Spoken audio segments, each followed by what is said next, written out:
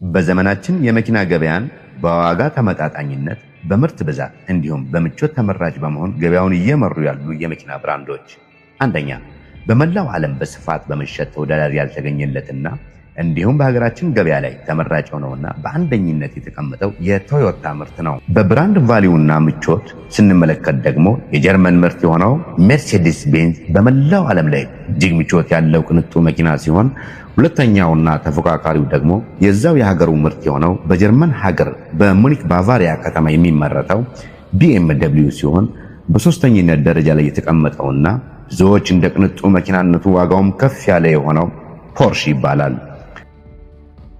በሌላ መልኩ ደግሞ የነዳጅ መኪናን እያስቀሩ ከመጡ ቴክኖሎጂዎች ውስጥ ቴስላና BYD ይገኙበታል።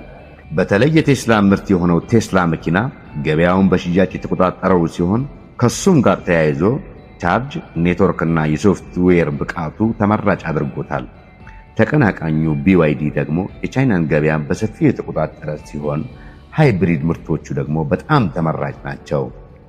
በሀገራችን ደግሞ ሌላው የቶዮታ ምርት የሆነው ሌክሰስ መኪና ምቾትና ጥንካሬን በማጣመር የደንበኞችን ቀልብ የሳበ መኪና ነው። በሌላ መልኩ ሆንዳ ጃፓን ሀገር እየተመረተ የሌክሰስ ተፎካካሪ በመሆን ገበያውን ይመራል። በምቾትና ፍጥነት ደግሞ ካየነው እንደ ፌራሪ፣ ላምበርጊኒና ማክላሪን የተባሉ የስፖርት መኪኖች በብዛት ተመራጭ ናቸው። በመጨረሻና ሁሉንም በማካተት ማለትም ምቾትን፣ ጥራትን፣ የአገልግሎት ቆይታንና ቴክኖሎጂን በመጠቀም የዓለምን ገበያ በሽያጭ እየመራ የሚገኘው የቶዮታ ብራንድ ነው።